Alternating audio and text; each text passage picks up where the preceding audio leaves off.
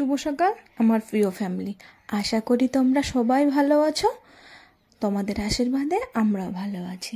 তো Rinki life style চ্যানেলে তোমাদেরকে সবাইকে জানাই অনেক অনেক স্বাগতম। আজকে আরেকটি নতুন ব্লগ নিয়ে চলে এসেছি। উত্তরবঙ্গ মেডিকেল কলেজ থেকে আমি রিঙ্কি বলছি, তোমাদের সাথে অনেক গল্প করব। তো সকালবেলায় দেখো বিছনায় উঠানো হয়নি, আর গুটু না তোমাদের দাদা ভাই মারামারি করানো শুরু করে দিয়েছে। আমি যে বলতেছি মশারি ছিঁড়বে, কিছুতেই শুনে না। এদিকে দুজনকে বের করে দিলাম ঘরের থেকে, দিয়ে আমি বিছনাটাকে গোছাতে চলে আসলাম। আর মেয়েকে না সকালে টিউশন করেছি, বিকালের টিউশনটা বন্ধ করে দিয়েছি। আর সকালে মেয়েকে ঘুম থেকে ওঠানোর মনে হয় একটা যুদ্ধ। কেন জানো, মেয়েকে এত ঘুম থেকে ডেকে তুলি, মেয়ে কিছুতেই ঘুম থেকে উঠে না। মেয়েকে যত টেনে তুলি মেয়ে অত আবার শুয়ে পড়ে। ছোট না, কি বলবো বলো, ছোট বাচ্চা একদমই। আর খুব মেয়ে আমাদের আদরের। দেখো, কন্যা সন্তান তো এমনি আদরের হয়, আর বাবার তো মনে করে কি বলবো, বাবার তো কন্যা সন্তান বিশেষ আদরের। যেরকম আমরা তিন বোন কিন্তু বাবার কিন্তু একটা সম্মান, বাবা খুব আদর করতো। কিন্তু বাবা এখন নেই, বাবাকে খুব মনে পড়ে। তো দেখো সকালবেলা মেয়েকে টিউশনে দিয়ে আসানোর পরে তারপরে এদিকে আমি বিছনাটাকে ভালো করে গুছিয়ে নিচ্ছি, মানে ভালো করে তুলে নিচ্ছি। আর আমার না বিছনা না গুছানো থাকে না, কেন জানো, ওই যে আমাদের তো গুটুনকে তো দেখেছো, ও তো আমাদের ফ্যামিলি মেম্বার, যত ও আমার ছেলে। তো কি করে বলো তো, বিছনার মধ্যে লাফ দিয়ে উঠে পুরো চাদরটাকে একদম মুড়িয়ে রেখে দেয়। তো ওকে আবার বকলো কি, ও তো পশু জিনিস না, ওকে কিছু বুঝে, ও তো কিছু বুঝে না। তাও সময় বিষয় তোমার দাদাভাই একটু মারে ওকে। তো এদিকে না বিছনাটা গুছিয়ে নেব, গুছিয়ে নেওয়ানোর পর না তারপর না আজকে না এখনও না চা খাওয়ানো হয়নি। ভাবতেছি আজকে না সকালবেলা সব বাসি কাজ কমপ্লিট করে চান করে নেব। আর এদিকে না ব্ল্যাঙ্কেটটাকে না গুছিয়ে নিচ্ছি, যেহেতু তোমাদেরকে বলেছি যে আমি 2টা ব্ল্যাঙ্কেট আমি রেখে দিয়েছি, কারণ আমার মেয়ের ঠান্ডার প্রবলেম, তারপরে এদিকে তোমাদের দাদা ভাইয়েরও ঠান্ডার প্রবলেম। তো ওদের জন্য আমি 2টা ব্ল্যাঙ্কেট বের করে রেখেছি। আর এদিকে না আমরা লোক হলো 3 জন, কিন্তু বালিশ দেখো আমাদের 4টা। কেন জানো, তোমাদের দাদা ভাই 2টো বালিশ লাগে, আর আমাদের মার আর মেয়ের একটা করে বালিশ দিলেই হয়ে যায়। এদিকে না বিছনাটা গুছানো হয়ে গেছে, এখন না আমি একটু শোরকেস আর ড্রেসিং টেবিলটা মুছে নেব। আর তোমাদের দাদাভাই না একটা অভ্যাস কি খারাপ বলো তো, মোবাইল না কোনো সময়ও চার্জে বসাবে না। মোবাইল যদি চার্জে বসালো অন করতে ভুলে যায়, একদম ভুলে যায়।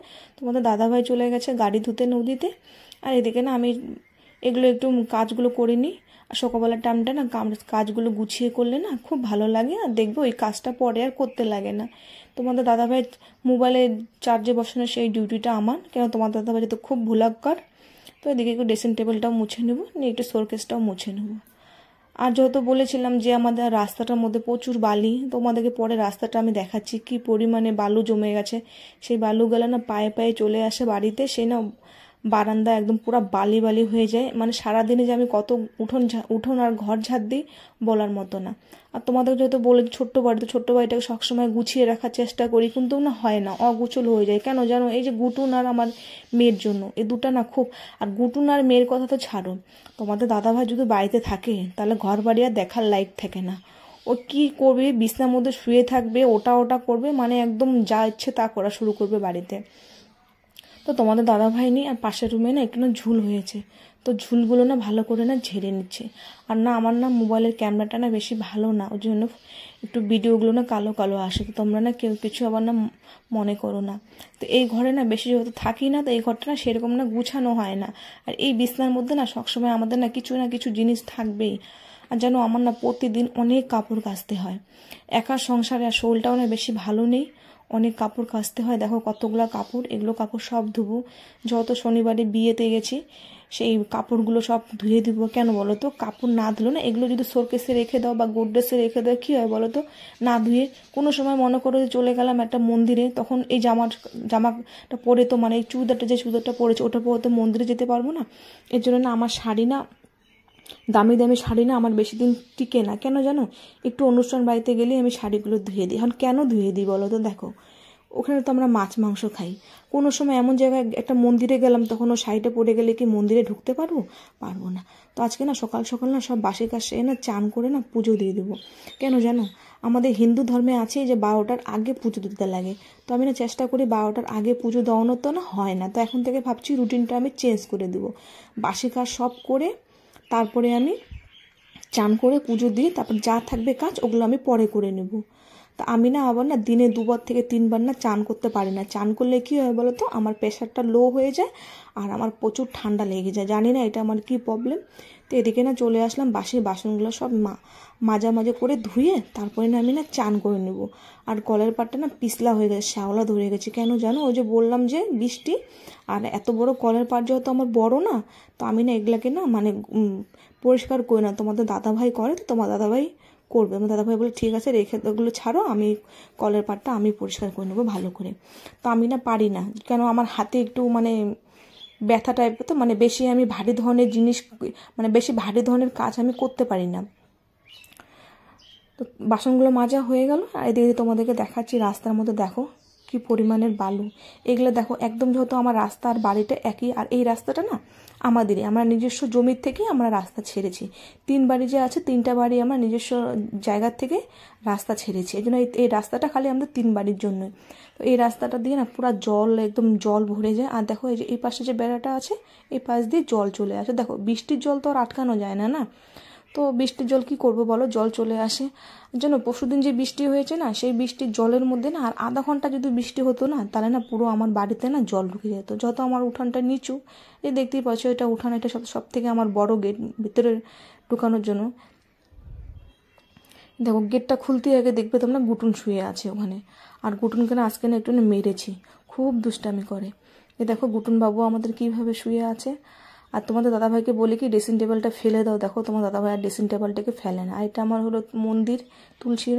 তো না এগুলো সব কাজ করে না আমি না চান করে চলে আসলাম। চান করে কিন্তু আমার কিন্তু পুজো দেওয়া হয়ে গেছে। এই তুলসী তলা যে থানটা দেখালাম, ওটা তুলসী তলা, তার পাশে হলো আমার মন্দির, মা মনসা আছে। তো আমি পুজো দিয়ে চলে আসলাম, এসে একটু ক্রিম টিরিম মেখে নিয়ে তারপরে চলে যাবো আমি চা খেতে। আর তোমাদের দাদাভাই না আজকে না হিংসা করেছে, কেন জানো? ওই যে বললাম যে শনিবারের দিনে আমরা বিয়েতে গেছিলাম, তোমার দাদাভাই যায়নি, শুধু আমি আর মেয়ে গিয়েছিলাম। তো ওখানে মটন দিয়ে খেয়েছিলাম। তো তোমার দাদাভাই কী করেছে, তোমার দাদাভাই আজকে আবার মটন নিয়ে আসছে। তো আমি ঠিক আছে মটনটা না চটপট করে রান্না করে দিই। কেন জানো, আজকে যেহেতু মেয়েকে নাচের ক্লাসে নিয়ে যাব, তো প্রচুর চাপ। আর তোমাকে তো তোকে বললামই যে মেয়েকে সকালে টিউশন দিয়েছি, কেন সন্ধ্যার সময় যে 5টার দিকে টিউশন পড়ায়, 5টার দিকে টিউশন পড়ে না মেয়ে 7টার দিকে বাড়িতে আসে। এসে না মেয়ে একটুকু রেস্ট করতে পারে না, জানো? মেয়েকে একটু কিছু খাইয়েই মনে করি একটু দুধ দিলাম, দুধ খেয়ে মেয়েকে আবার বই নিয়ে বসাবো। বই নিয়ে বসানোর পরে মেয়ে বই নিয়ে পড়ানো হয়ে গেলে মেয়ে আবার নাচগুলো দেখে, নাচ দেখানোর পরে আবার আর্ট করে। দেখো ছোট বাচ্চা, 6 বছর কেবল, এটুকু বয়সে তো এত চাপ দেওয়া যায় না, না? এই জন্য ভাবছে কি না সকালে টিউশনটা দিয়ে দেবো, আর বিকালবেলার টাইমটা একটু বাচ্চাকে তো একটু খেলতেও দিতে লাগে না, বিকালবেলার টাইমটা একটু খেলবে, তারপরে সন্ধ্যাবাতি দেওয়ানোর পর একটু খেয়ে তারপর মেয়েকে বই নিয়ে বসাবো। এখন আমি মেয়েরও রুটিন চেঞ্জ করে দিয়েছি, আর আমারও কাজের রুটিনটা একটু চেঞ্জ করে নিয়েছি। কেন, একা হাতে না সামলাতে পারছি না। আর ওই যে বললাম হিন্দু ধর্মে 12টার আগে পুজো দিতে লাগে। দেখো আমরা খাই 3 বেলা, আর আমাদের ঠাকুরকে 3 বেলা দিই না, ঠাকুরকে দিই 2 বেলা। তো এদিকে মাংসটা মানে মটনটা বসিয়ে দিয়েছি, আর এদিকে ভাত বসিয়ে দিয়েছি, আর একটু ভেন্ডি ভেজে নেব। আজকে না আর বেশি কিছু করবো না, কেন জানো আজকে না একটু বুকের ব্যথা করতেছে, তো আর একটু ভয়েসটা দিতেও আমার অসুবিধা হচ্ছে। তোমার দাদাভাই চলে এসে খেতে, তো তোমার দাদাভাইকে খেতে দিয়ে না আমি না আবার রেডি হয়ে নেব। কেন বললামই তোমাদেরকে, এর আগেও বলেছিলাম যে শনিবার করে গুনগুন দাদুর বাড়িতে থাকে, দাদুর বাড়ির ওই পাশ থেকে সকালে ও দিদির সাথে চলে যায় 8-এ, আর তারপরে 1টার দিকে আমার সঙ্গে চলে যায় নাচের ক্লাসে। তো মেয়ে তো একদিনও ছুটি পায় না। তো এদিকে না মাংসটা হয়ে গেছে, মাংসটা আমি নামিয়ে দিয়েছি, মটনটা। আর তোমার দাদাভাই চলে এসছে, তোমার দাদাভাই খেতে দেবো। তোমার দাদাভাই খেতে দেওয়ার আগে না গুটুনকে দিয়ে দেবো খেতে। কেন গুটুনের খিদে পেয়েছে, বুঝতে পারলাম গুটুনের যখন খিদে পায় না, ও না আমার পিছনে পিছনে ঘুরে, তখনই বুঝতে পারি যে হ্যাঁ পিছনে পিছনে ঘুরে কী করে বলো তো, ওর যখন খিদে লাগে না আমার নাইটি ধরে টানে। আর না আমি না কী করছি জানো, এটা আমি দুষ্টামি করছি। এদিকে না খাসির তেলগুলোকে না আমি না উঠিয়ে নিচ্ছি, যে তোমার দাদাভাই বেশি খাসির তেল আমাকে খেতে দেয় না। কেন বলো তো, আমি যদি বেশি খাসির তেল মাংস খাই, তো একটু প্রেশারটা আবার না হাই হয়ে যায়, মানে কোনো সময় হাই কোনো সময় লো, মানে কোনো ঠিক ঠিকানা নেই, বুঝলে? দেখো আমাদের তো একটা শরীর না, রোগ তো কোনো সময় বলে আসে না। এদিকে না মুরগির মাংস মেটে দিয়ে গুটুনকে আমি ভাত দিই। একটু মেটে সিদ্ধ করে নিয়েছিলাম, মেটে একটু লবণ আর জল দিয়ে গুটুনকে ভাতটা মেখে দিই। কী করি বলো তো, ওই যে 250 গ্রামের মতন মেটো, 1/2 কিলো বা 1 পোয়ার মতন মেটে কিনে নিয়ে আসি, মুরগির মেটে, ওগুলোকে না আমি সিদ্ধ করে ফ্রিজে রেখে দিই, আর যখনই গুটুনকে খেতে দিই তখন এটা বের করে দিয়ে দিই। আমাদের গুটুন সব ভাত এগুলো খেয়ে নেবে, সুন্দর করে ও খাবে, জানো? আর গুটুনের খাওয়া না খুব ভালো। গুটুন খাওয়ানোর পরে না গুটুন এক বাটি জল দিলাম, জলগুলো খেয়ে দিয়ে তারপর রেস্ট করবে। এইদিকে না তোমার দাদাভাইকে বললাম, তোমার দাদাভাই এখন নিয়ে আসতেছে আমাকে বাবার বাড়িতে। ওখান থেকে আবার কী করবো বলো তো, মেয়েদেরকে নিয়ে চলে যাবো, মেয়েদেরকে বলছি, মেয়েকে নিয়ে চলে যাবো নাচের ক্লাসে। কারণ মেয়ের যেহেতু নাচ আসে তো বুঝতেই পারছো। তো তোমরা না যে না এখনও আমার চ্যানেলটিকে না সাবস্ক্রাইব করে দিও, আর না আমার পাশে থেকেও। আর ভিডিওটা কেমন লাগলে একটু না কমেন্ট করে বলো। আর না বুঝতে পারছি না আমার ভিডিওতে না ভিউজ কেন যেন আসতেছে না, একদমই বুঝতে পারছি না। তো ভিউজ না আসলে না দেখবে মনটা না একটু খারাপ হয়ে যায়। তো ভাবতেছি কি যে ছেড়ে দেবো নাকি ভিডিও করানো ইউটিউবে। তা ভাবতেছি না, ধৈর্য করে একটু করি। দেখো একবারে তো কেউ গাছে উঠে না, আস্তে আস্তে গাছে উঠতে লাগে। তো আমার তো ইউটিউবে আসার বেশি দিন হয়নি, তো আমি যে না আস্তে আস্তে চালিয়ে যাই, যেভাবে সংসারে কাজকর্ম করি তোমাদেরকে সব কিছু বলাও হবে। আর তোমাদের সাথে আমার একটা ফ্যামিলি যেহেতু একটা রিলেশন হয়ে গেছে, তো তোমাদের সঙ্গে তো টাটা, দেখা হচ্ছে নেক্সট ব্লগে। তোমরা সবাই ভালো থেকো, সুস্থ থেকো।